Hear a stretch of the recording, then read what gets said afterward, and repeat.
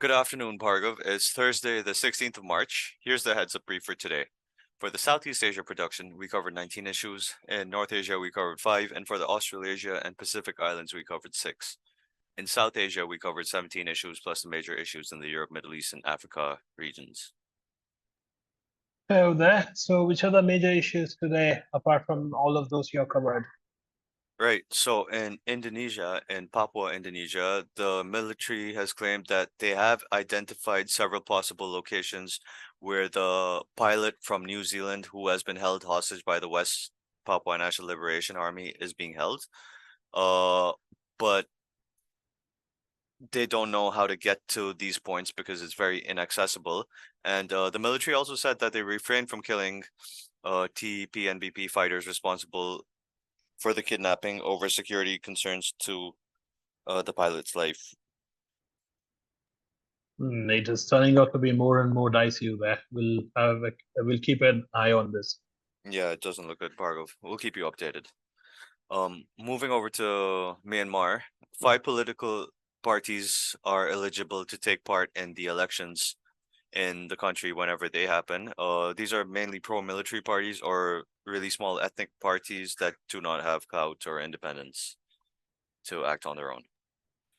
All right.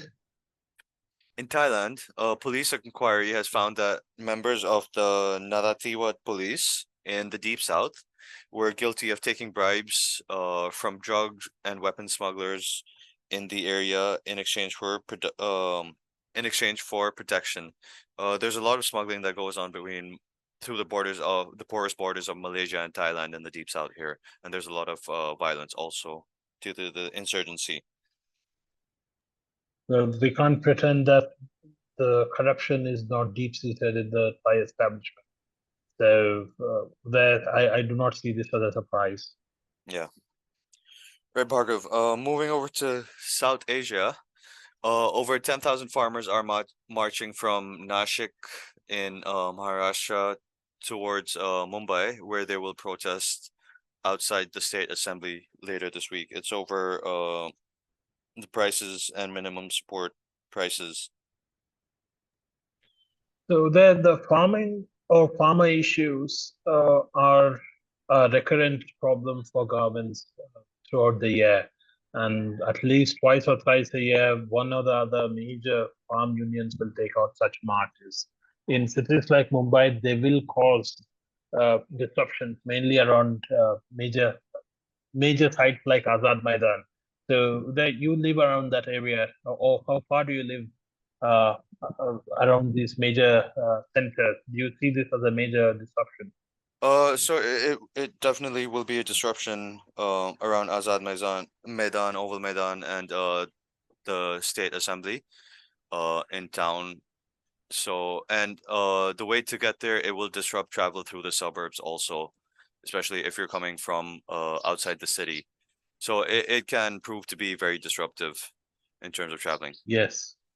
Yes. So one other aspect here is that it's a state level protest and not a national one. Then Delhi would be affected, Yes. and there is a minor possibility that other states, uh, farmers or farmer unions in other states may also get triggered by looking at their success or the momentum of the game.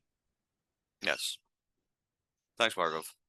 Moving over to Bangladesh, authorities imposed an indefinite tourist ban in some sub-districts of Bandarban in the Chittagong division yesterday. Now, this is over security concerns. This is where the Rapid Action Battalion has been conducting operations against an Islamist group and local insurgent ethnic groups that operate in the area.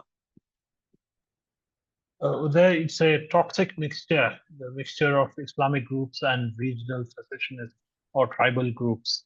However, until now, they haven't been able to gain steam, primarily because of the strong hand used by the government through their paramilitary forces and military, including RAB battalion for that matter. But we'll have to keep a close eye if these groups gain momentum in urban centers. That's where the businesses will be hit if Right. they do conduct such major terror attacks. Previously, JMB has been active in Dhaka, but they were curbed quite effectively under Hasina government. Right. Yeah, thanks for that, Bhargav. Moving over to Nepal, members of the 10-party ruling coalition failed to agree on a vice presidential candidate yesterday. This doesn't bode well for the alliance, which has been getting increasingly more volatile since the elections. All right. And lastly, Bhargav, in the Europe, Middle East, and Africa regions, in France, the National Assembly and Senate are to approve the controversial pension reforms bill today. Unions have said that their strikes and protests will continue. We could see an intensification in the coming days if the approvals come today.